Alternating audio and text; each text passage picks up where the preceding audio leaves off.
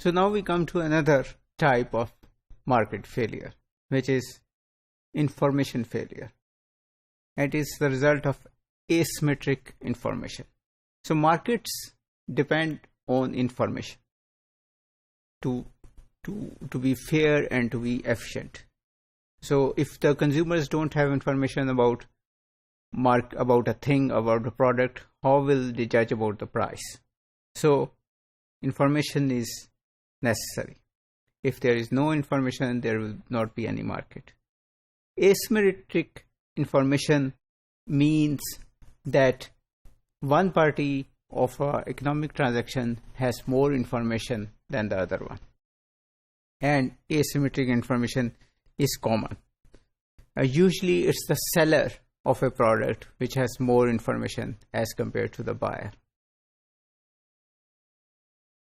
So it's a common case, but it becomes a problem when unfair or undue advantage is taken by the seller. So an example of this asymmetric information is on eBay. So you know that eBay is a platform on the internet or a place where buyers and sellers come. It's a marketplace. The buyer doesn't know the seller and they make an economic transaction. So how does the eBay allows the seller to be less influential? Because seller has all the cards. He has the product. He can quote a price. Buyer can see a picture there, but he doesn't know the actual product unless when it is shifted to him and he has paid it. So the eBay deals with this asymmetric information by allowing buyers to rate the sellers. So you have stars and you can rate the sellers. And then they can also file complaints against sellers who have sent them faulty products. So asymmetric information is also due to the fact that the society is specialized. So doctors, engineers, plumbers, mechanics, they always have more information than you.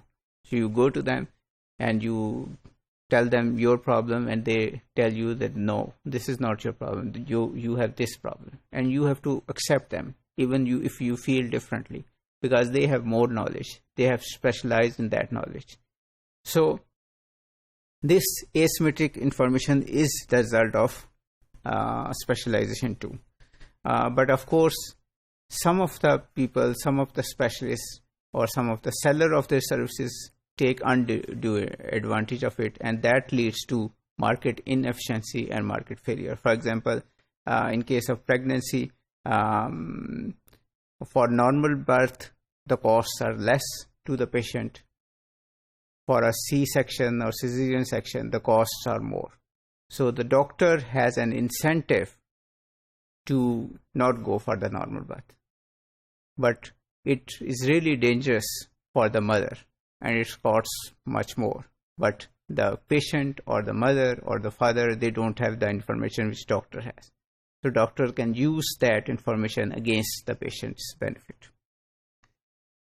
And this is the case of, we can say, the moral hazard.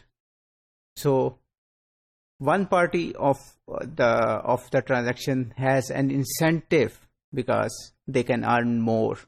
So they have an incentive to defraud, to give faulty information to the other party. So this is the moral hazard which is present because of the asymmetric information.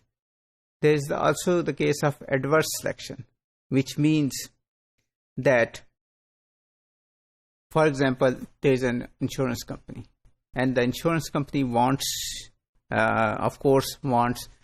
more healthy people than unhealthy people to register with them, to be their clients, because only then their model works.